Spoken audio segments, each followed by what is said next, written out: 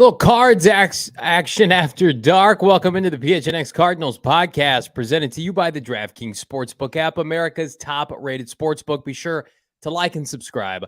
Leave us a 5-star wherever you get your podcasts. I'm Johnny Venerable. He's Bo Brock. Cardinals flight pan showcased Jonathan Gannon's arrival. Bo Brock. It also showcased Michael Bidwill with a little tiny head graphic bebopping around Phoenix during Super Bowl week. And really, my initial reaction to that, Bo, is like, is Michael Bidwill maybe stretched a little too thin? Because we know historically he likes to meddle in the football operations, but he's like almost kind of like a politician in how he gathers with the media and how he gathers with, the community, the investors. He takes a lot of pride, and rightfully so, in the Valley and in Phoenix. But I just kept watching that. I'm thinking to myself, like, is this the transition finally where Mr. B, Michael Bidwill, says, I'm going to let my football people handle the football?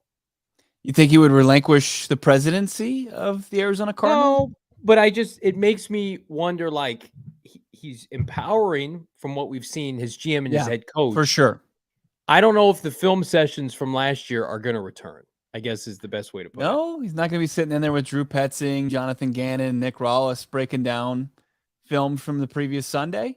I mean, it was he definitely is. He loves it, and you appreciate that, right? Being an ambassador not only for the Cardinals organization, but obviously for the great state of Arizona. He's out there mixing it up with the governor. He's mixing it up with the new Suns owner Matt Ishbia, and that's great. And then they're going over there. It looks like your Uber map as you're waiting for your ride. But as far as what I was waiting to see was, the welcoming of Monty Ossenfort, what went into that, and then also what went into, Jonathan Gannon, pretty much how he made his way from kind of flying under the radar, somebody that Benjamin Albright told us over a month ago that was going to interview for the spot, somebody that Monty Ossenfort identified last summer, and that they weren't going to hire anybody until they talked to him, and then they talked to him, and then it's a whirlwind 48 hours. Michael Bidwill, of course, he's his Uber driver as far as the PJ back to Philly, and then takes him back to Arizona with him. I like when all of his kids, JG's kids, were like hoarding all the snacks on the private jet. They threw a bunch of candy at Jonathan Gannon's kids on the airplane. That was hilarious. I also thought it was interesting because we had heard like Bryon Murphy, was he there? Was he not there during the presser? He was there. He gave a hug to Jonathan Gannon. He embraced him. He said hi to Michael Bidwill. That's a good sign, because if you're Bryon Murphy, my kind of lukewarmness with Byron a little bit right now is just didn't see him for the second half of last year. And then you hear these rumblings that he wants to get paid, and we love B Murph, but it's also like, we didn't have you for most of last season. So what that dynamic is going to look like, most of the offensive guys were there. You've mentioned it before. Kelvin Beachum, who's not under contract, took the time to come out. James Conner, the team leaders. I love the comment specifically, Bo, from Gannon to Kyler Murray, like, took this job, man. There's not many of these that come open with a franchise quarterback. And it's just been the constant love, showering of praise for Kyler Murray. And like, you can feel like that's hand holding. That's fine. But dude needed to hear that, because he has been thrown under the bus by ex-players, by anonymous scouts, coaches, executives around the NFL. And it does feel like the narrative is changing a little bit with K1 and the coaching staff, because, I mean, we were at Radio Row all week, 2 weeks ago, and it was basically like, no one wants to coach Kyler, but you watch Gannon with him, it seems genuine. It seems authentic. Yeah, and it seems like it's something that is being pushed. And our guy Frank Sanders called for it post-contract signing. It was time to rebrand Kyler Murray, right? Paint him in a better light. No more mudslinging anymore. The contract is signed. Now he's a member of the Arizona Cardinals going forward until through 2027. So I think that they didn't do a good enough job, and the current regime is doing a way better job. And we've heard all the right things that you want to hear from Ossenfort, from Gannon, from his new offensive coordinator, Drew Petzing, who talked all day to day about how excited it is and why it was one of the alluring things about this job, outside of just being one of 32, that he got to call plays for Kyler Murray. So I think there was a conversation I saw on Twitter, and it was Kyle Odegaard, obviously, who covered this team for a long time, and Jess Root, who's covered this team for a long time. and they were both kind of baffled by how long it took to get to this point. And I think they're on point with that, and it furthers what you were saying. It's time to lift up your franchise quarterback, especially after his lowest point as a pro. It's time to get him back on track, because we know when he is on track what he's capable of doing. Well, you remember what happened after that contract addendum was added to his contract, and that became public. And the organization had to come out and basically backpedal. And then Kyler was taking so much heat. He basically held an impromptu press conference after what was that, training camp, walked in and basically had to say, I study, guys. I work hard. I wouldn't be able to achieve what I've achieved so far if that wasn't the case. And I'm like, where is Michael Bidwill? Why isn't he saying those things? Where is Steve Keim?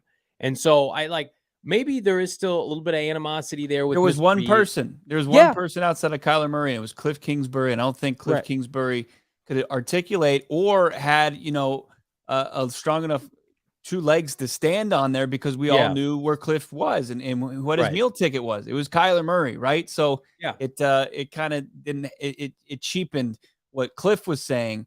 But yeah, it was the first week of training camp, and it was right after the addendum talk. And then Kyler came out of nowhere from the clouds down to the podium, and he's sitting there and he's firing back at everybody who was kind of have a field day with that addendum talk. Yeah, and it just, at the end of the day, you've got a new regime in house now where he can't go a press conference without commending Kyler Murray, the player, the person, his work ethic. If you missed our show from earlier, go back and check it out. But there's a clip that we posted on PHNX_Cardinals. Bo is at the presser basically detailing Kyler Murray's been at the facility late into the evening, into the night, 9 p.m. Gannon's leaving. There's Kyler's car working out. The chip on his shoulder. I think the chips on both of their shoulders, Bo. Like, I have it sourced. Gannon's exit from Philadelphia with the team was good. With the fan base, I mean, they were, a little bit taken back by the fact that they got fan base booed Santa Claus. Right. They got slung that fan base. They wanted Howie Roseman out. They blew Andy Reid out of town. They blew Andy Reid out of town. Got rid of Doug Peterson. Yeah, it's a tough. I mean, you have to win in Philly, and there's recency bias, and then what have you done for me lately? And they have a very short memory, and it's not like the Ted Lasso goldfish memory, like 10 seconds. It's they remember that second half. That's where. And he was a guy that was actually, unfortunately, and I don't think I think it's undeserving, a polarizing figure their entire successful season. They thought that he was, Gannon was born on third base, like Ryan Day style, with a talented roster. And he was a benefactor of that. I haven't seen anything close to it. I'm a believer in Jonathan Gannon. I was thinking about it today, and just the backgrounds of him and Monty Ossenfort and Dave Sears scouting, and it's tough for me to think of a scenario where this just doesn't, where it wouldn't work out. I think that these are people that are just driven by this, that think that this is going to. I think that they've got the right pieces in place. Now, is it gonna turn around tomorrow? No, probably not. I mean, it's gonna be a long road, because we talked about it on today's earlier podcast about what did they find when they got into the offices to see how like things were operated in the past. Like, how scary was it, and how much work is there to be done? And I think they're talented enough to get it back on track, but how much do they have to undo to get to that point? Jeremy Mitchell, I should say, thank you so much. $1.99 super sticker. We love that. Antonio, I live in Philly. They are happy he's gone, yet they don't have a defensive coordinator.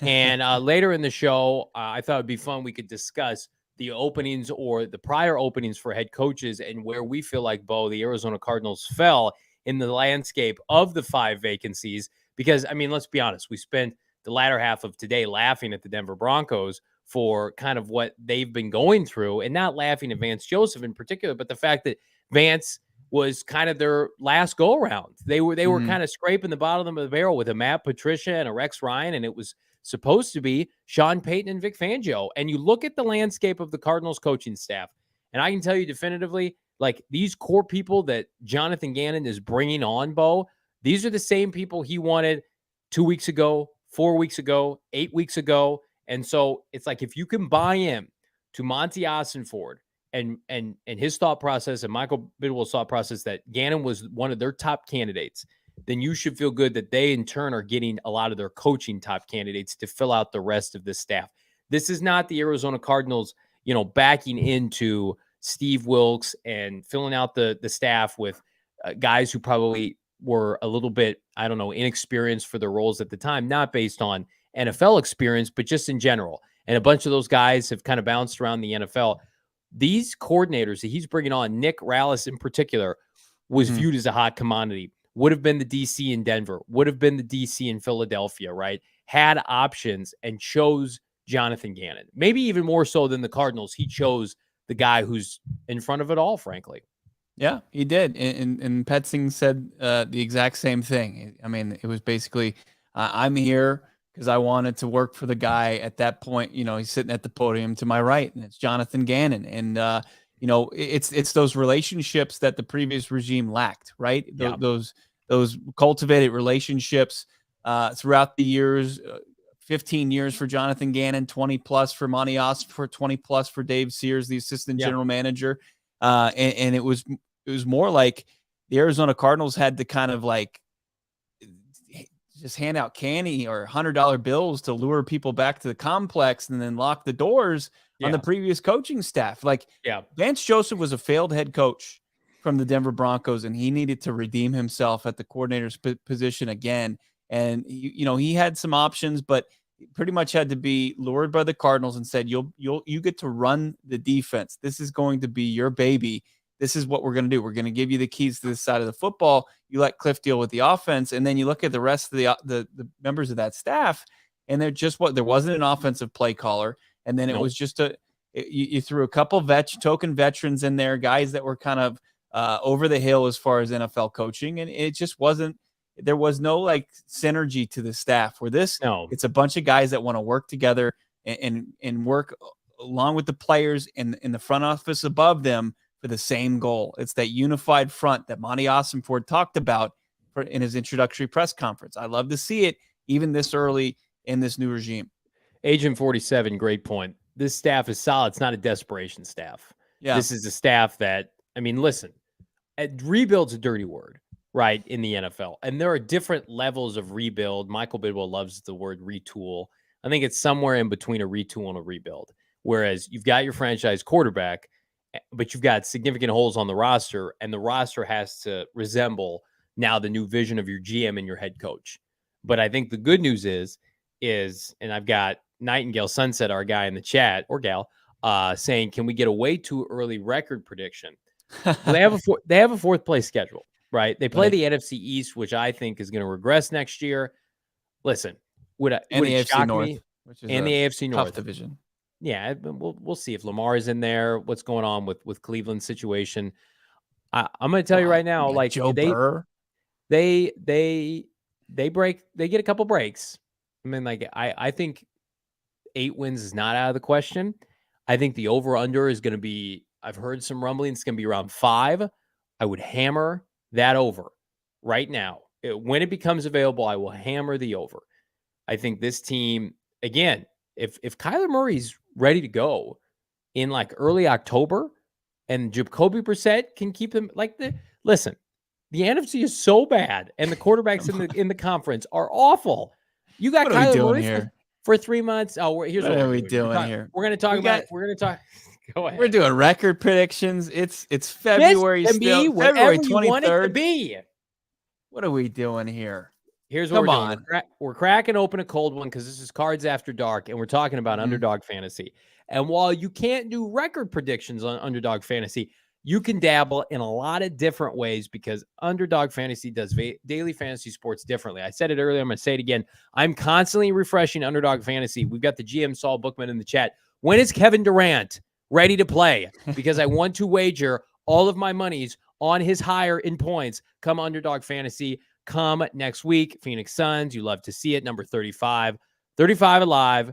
Underdog Fantasy, the place to be. Draft your team against 5 of your friends. The highest scoring squad for the night wins the cold hard cash. Draft up to 6 NBA players. No positional limits. That's it. I'm drafting the fearsome foursome for the Phoenix Suns. And then number 5, it's up for grabs. I may draft Bo Brock. Who knows? Will Devin Booker hit the higher end points? Will DeAndre Ayton hit the higher end rebounds? You love to see it. and you love to see it on Underdog Fantasy. Go to underdogfantasy.com, download the app, sign up with promo code PHNX. Get this. Underdog is going to match your first deposit up to $100. Again, put in a hundy, boop, you get out a hundy. Only with Underdog Fantasy, only with PHNX. I'm scrappy. I am very scrappy. Throw You a lot are. of bows in the post. What's your position in basketball? I'm an undersized 4 because I'm not athletic enough to play the 3. I don't have a jumper to play the 2. I don't have any handles to play the 1, and then I have no size to play the 5. So I'm a severely undersized 4. So Gotcha. that's where it is. But one thing I am legit at is drinking beer. I can do that. I can go hard in the paint as far as putting back some 4 peaks, and you should too as well, because they have so many great different beers that you can get in on, like their flagship Kilt Lifter. You can find it in your grocery stores, your convenience stores. Go to the gas station, get a 6-pack, enjoy some of the great state of Arizona's best beer, actually the best beer. You got the best wheat beer in Arizona and the Wow Wheat. Also, you can check out any of their IPAs. How about their barrel-aged stuff? And it's not just about the beer. The food is delicious, the full menu. You got some pizzas there. You've got the appetizers. You've got some great the beer bread goes hard. You got the Italian beef. You got the chicken beer bread. Everything you want, plus dessert specials every night. Check out what's going on, 4peaks.com. Plus, hit 4peaks.com/events, and you can find all your beer week entertainment. How about coming up in a couple days? It's not too late to get in. If speed and adrenaline is kind of more your speed, Beer Can Derby is going on February 25th, just almost 24 hours away, 36 hours away. 4 Peaks, 8th Street Pub in Tempe. You can get your kit pickup. It's open now. You can go there. You can get the fastest beer can in the valley. Show everybody that you've got the need for speed. Sign up through 4peaks.com/events. You got to be 21 years or older, and you got to enjoy it responsibly. But you can also go get that great food. You don't have to be 21 or older to do so. Prodigy Drone, we love you. Love the pod. Keep up the great work, Johnny and Bo. We appreciate that. We love all of you, and we do this because of all of you, and we're able to do this because of all of you. So let us know future cards after dark, topics of discussion. Maybe we'll fuck around one night, do a mock draft live, do some prospect tier rankings. If you didn't know, Bo and I are going to be live the NFL Combine next week with our guy Shane Diefenbach because it's draft season. But before we get to that, let's talk about the coaching vacancies that were, we did this tier. If you're new to the program at the end of the year, like coaching tier vacancies, like who's going to fire whom. And, last year there were 10 openings. This year we only got 5. And I do think it was an advantageous position for Michael Bidwill to be in. Yes, he had to swallow some funds, but he put himself in a position where he only had to compete with 4 other franchises for a head coach. I don't know if they get Jonathan Gannon, truth be told, if this is last offseason and there's 10 openings and he's a hot coordinator. I know for a fact that Houston, he at one point probably thought he was going to be the head coach of the Houston Texans. He had significant interest from the Denver Broncos, and then situation swayed. But you look at the 4 openings outside of Arizona, Bo, is there any scenario that's on par with the Cardinals, given the complete landscape of not only the head coach, but the rest of the staff? Any that blow you away comparably? I mean, how they comp to the Cardinals? Is that what the question is? As far as a team that could kind of expedite a rebuild? Is that what you're saying? Any coaching hirings that are comparable to Arizona, I think, like you're impressed with the job they've done. For sure. I think that Houston is in a good spot. I think, and also similarly, the perception of Houston and the fact that they had a VIP access to a guy in D'Amico Ryans.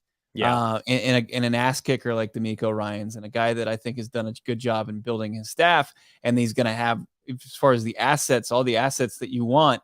And I think that the Cardinals and the Texans are in a position that if they do things correctly, they can turn things around quickly. I think Carolina is close in that. I think that they've done a good job in building around Frank Reich, and where he has maybe some shortcomings as a head coach, that they've done a good job at the defensive coordinator position and bringing Vero from Denver and adding some really smart football people to that staff. I think that they're maybe handicapped with Fitterer as the GM. So, that's what kind of lessens it on that. And then you kind of see what's going on in Denver. And it's just like, okay, they got the big fish as far as the head coach, but they don't have many things as far as assets or cap space, or also, the big pink elephant in the room as far as the quarterback. People are going to want to go play with Russ. So it's really going to be interesting. I think that the Cardinals and the Texans could be two teams poised, not necessarily to like contend for a playoff spot next year, but win some games that they're not supposed to. Probably, like you said, hit the over as far as their win totals and things like that, and have some moral victories and really kind of trend in the right direction after having a couple down seasons. Ben Cork, the thing I learned from Flight Plan is I need to move to Arizona. It's negative 20 out. Ben, you'll have to let us know where you're from, my guy. Listen, that's part of the reason I left the Midwest, although it's been unseasonably cold here in Arizona, which I'm not a fan of. Right. I am a fan. I thought Carolina outside of Arizona had the best staff top to bottom. I don't love Frank Wright, the head coach, but I think that in that division, in a position where the NFC, we talked about it, is down. You mentioned Avero. They basically stole him from Denver because Denver is downgrading, in my opinion, from Avero to Vance Joseph. Jim Caldwell now is in the mix just as an offensive coordinator, senior advisor to Frank Wright. They get a quarterback. They'll be competitive. The Eagles supposedly wanted Frank Wright to join their staff again. So I think Carolina outside of Arizona, like top to bottom, I like their staff a lot. And if that would have been Frank Wright's staff here in Arizona, I would have been happy with that. The worst staff, in my opinion, and again, like, I thought Shane Steichen did some good things this year in Philadelphia. I think Indianapolis' roster and the landscape of the AFC and the quarterback gauntlet, I think he's set up for failure. I think that's a really tough task. The GM potentially is completely on the hot seat, maybe over his head, can't get through to Jim Irsay. Like, everybody talked about Arizona's job being the worst job. No. Of all the openings, this is the only true hierarchy of the GM was hired and the GM got to pick his head coach. Everybody else is having to do these Vegas weddings where they have to just talk to this GM or this personnel people. And it's like, you're at a place where a GM already got a head coach fired once before. So they're doubling down with you. And if you don't work in 18 months, is your ass getting fired? Jonathan Gannon got a 5-year contract. I'm guessing so did Monty Ossenford. So to me, the Cardinals are in the best position, in part because they got to keep their draft picks. I just think the staff is really strong. I still think they could go out and dabble with a senior, offensive or defensive assistant head coach. There are some options out there that have been rumored. Mike Munchak, who I know Jonathan Gannon is still very close with. And then, of course, Mike Zimmer, who gets brought up by all these position coaches in every press conference. Hey, Mike, here's a contract whenever you want to come help out. I think that would be great. But they are in a position right now to put together, I think, and have been the best overall top to bottom staff GM cohesion since 2013. When you had Kime, who was at his best, Bruce Arians, you could argue, is the greatest head coach in franchise history next to Don Coryell, and then Todd Bowles, who is the best, I think, defensive coordinator the franchise has ever had. That I believe this offseason, at least on paper, is on par with that to begin.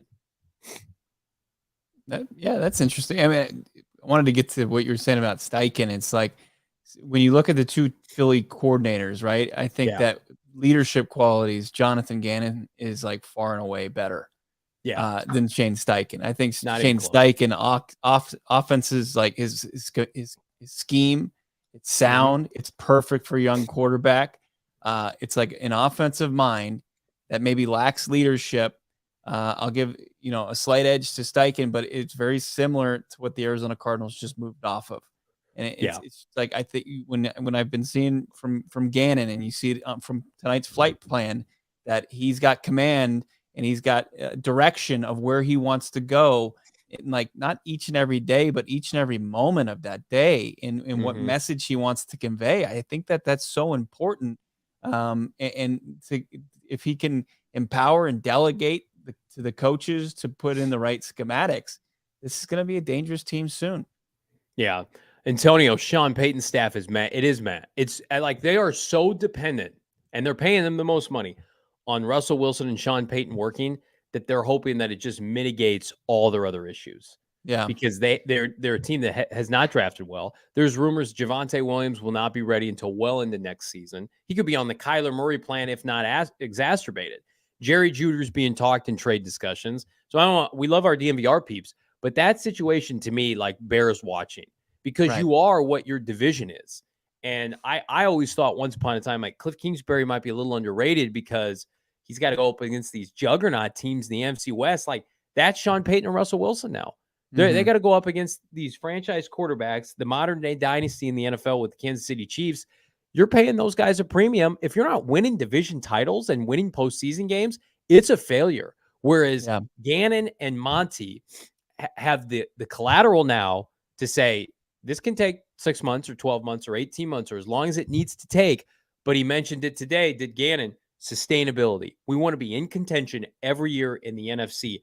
That doesn't have to happen this fall. If you're Denver, like what are the expectations do you believe for the Broncos this year? In your opinion, like internally, what do you think that they're hoping happens? Internally, man, Yeah, with the Walmart people. I think they have to have poor self-awareness. I don't think they truly know because I think that they are third place every year in that division, right? I mean, Yeah. even with getting Peyton, I just don't think that they where you are with Russell Wilson at this point in his career. They just brought in a 28-year-old guy that was backing up Daniel Jones in New York to be his Davis quarterback Webb. coach.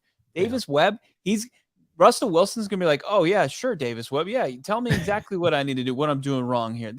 What are they doing there? I And don't know. so you've got Sean Payton a year removed. It's one of those things where the Arizona Cardinals could look back even just a short year from now and say, hey man, we dodged a bullet. We dodged a large bullet that would have just, I mean, if you thought this franchise when it was in a tough spot in dire straits, like last year at that time, you can't get out from under a Sean Payton contract at close to $20 million per year and looking at a buyout for that potentially in a year after that. I mean, it would have been brutal. So, I do think that he is obviously really, really, really intelligent as far as the offensive side of the football. I think Kyle Odegaard had a pretty good article that came out recently for Compare Bet that, basically saying they didn't have any contingency plan post Drew Brees and they suffered from that.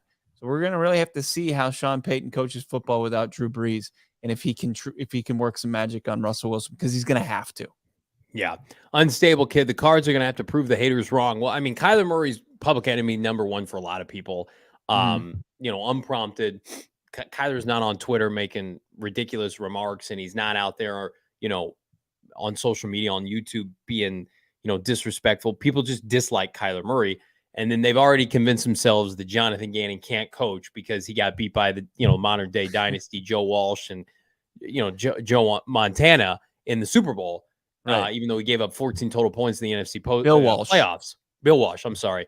Bill Walsh was the guitarist for the Eagles, I think. He was, yeah.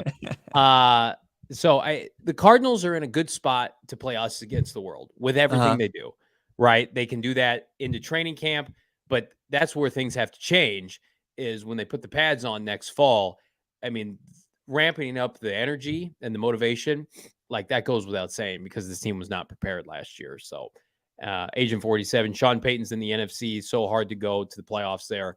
Yeah. AFC, I mean, there were good teams. Yeah. That did not make the postseason last year. The Giants made the playoffs in the NFC. The Seahawks made the playoffs in the NFC. There are teams that, I mean, the Packers, if they're Aaron Rodgers trade away, that's positions up for grabs. I mean, are you taking the Lions seriously in the NFC, in the NFC North? The Vikings way overachieved this year. I think the Cowboys and the Eagles overachieved. I mean, to me, the NFC, it's going to be hard for them. They're going to be tempted to try to throw Band-Aids on position units and go out and spend. We do it every, March, go out and sign some people just to sign people. But they have to not do what Steve Keim would always seem to do and try to get that short-term value, long-term need is ignored, the following month in the draft. Because if it, it doesn't feel like the NFC is going to turn around overnight. They've got time. If they put forth if they could be next year's Seahawks or Detroit Lions and just be on the outside looking in, knocking at the door of the playoffs, that's a huge dub. Huge dub. And I almost feel guilty for saying that and putting that expectation out there because I don't think that's the expectation. I think the expectation is to build this roster, create depth, find the next stars or studs that you can put in and build a foundation off of and surround Kyler Murray like we've heard from Jonathan Gannon.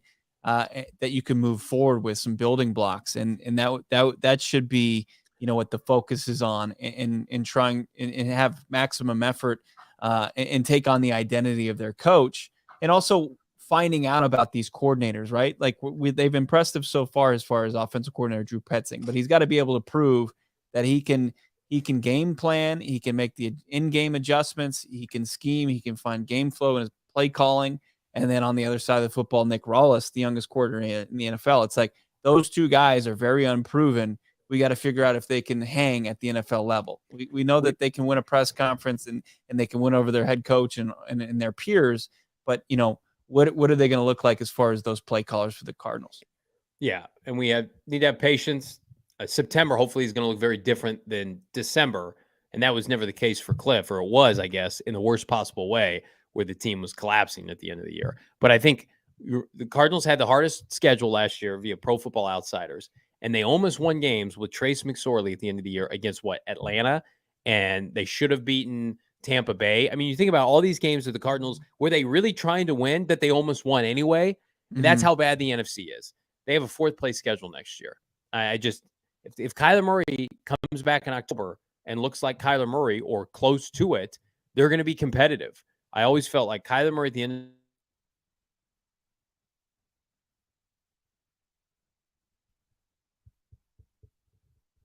by anybody during his NFL career. So it's going to be exciting. It's also going to be exciting if you stop by Burrito Express. So I've lived in the Valley for 2 years now. Best burrito I've had since I've been here. Gourmet burrito, pass. This is cut and dry. I go in, I get my burrito, I come out. It is fantastic. The breakfast burrito is something that I cherish with, everything in my fiber in my bean. And, it's time for everybody here to ditch the traditional breakfast burrito gas station style. This thing has, once upon a time, I had it for the first time. And my buddy Shane Diefenbach told me, you've never had anything like this. I'm like, sure. I had it. It's got all the breakfast ingredients that you love. Plus, it's got this like dipping sauce, Bo, like this green, like spicy dipping sauce. It's unbelievable. I had to have 2 that day. It's you talking about Verde salsa? Yeah, is that what the green sauce is? Yeah, bud. But their sauce is different. Their Verde sauce is different because it's Burrito Expresses. It's fantastic. They've got 2 new NIL athletes: ASU football player Elijah Badger and softball star Jasmine Hill. They're going to receive support, cash, clothes, and of course burritos. Burrito Express. We don't talk about partners that we don't personally love because we don't bring on people we don't believe in. We don't bring on partners that we don't believe in. I love Burrito Express. I had my family. We were on our way to Disneyland. I had my family pivot so we can pick some up on the way out of town. One of my favorite vendors that we work with, our favorite people. What's going on? My internet's not working out? It is. I couldn't tell if it's mine or yours, but yeah, you're frozen. You got a kind of a funny face that you're frozen on. All right, do this next week while I figure it out. Kick my kids off the Wi-Fi. Right. I mean, Johnny might be having some Maricopa internet issues, or the OGs is hitting super hard right now. But if you don't want it to go that hard, OGs has something for everyone. You got to check out our favorite Arizona Cannabis Kitchen. OGs has everything that you want from your gummy experience. They've got so many different flavors and just experiences that you can find in your gummies, including, how about they've got the Happy Balance strawberries and cream gummy that is just delicious, that you don't want to miss out on. You got to learn more about all their amazing products at ogsbrands.com, OGEEZbrands.com. They've got a great tropical selection. They even also have a sleep time gummy. It's aquaberry flavor, and it's going to help put you to sleep and keep you to sleep. The Happy Balance is like the 1-to-1 CBD to THC ratio. That's what you're looking for there. So you got so many different options for you as far as OGs. You got to check it all out on their website, ogsbrands.com. You can find them in your local dispensary, wherever you find gummies, wherever you find cannabis products, your dispensaries, you can find OGs. So check that out. ogsbrands.com. Follow him on your socials as well. Trying to get Johnny Venerable back in here. He's just a dark screen right now. No! We can hear him scream, and then he's off the screen as well. So I don't know if we'll ever get him back. It's really unfortunate, but yeah, we're pretty much just wrapping up our post flight plan, I guess, after show. It's PHNX Cardinals After Dark. Johnny, you there? I guess we can maybe just do your audio This only at the end of sucks. this. I hate Yeah, it this. does. I'm sorry, What's going on? everybody. I don't Yes. know. I told You my kids streaming The should be Last in of Us? bed. Everybody should turn off their Wi-Fi. Listen, these scumbags in town, they're working on my cul-de-sac. They're doing the jackhammer in my cul-de-sac, and they probably hit a cord or something. So I appreciate everybody's patience, and it's been a fun night. We're gonna do more of these, and I promise I'll be on my A game with my Wi-Fi. I don't know what the hell is going on. Apologies, everybody. It's all right, man. You can have a down day. People are talking trash about your internet. Ben Cork saying Johnny's internet is 3-14 on the season. Oh man, yeah, he is just trying to get to the Roman. He's just trying to get to that row.co. He's acting like his internet's gone out, but he just tapped into one of our new favorite partners. Oh man, Johnny was on a darkness retreat like Aaron Rodgers, according to Agent 47, and he's backing out. Did he just pull off because he was just getting scorched by all you guys? Everybody wanted Nightingale Sunset wanted us to clip his freeze frame there. That would have been epic. It's just JV's. There you go. You fixed it. Did you kick all your family off the Wi-Fi? No, I left the StreamYard. I came back, but All right.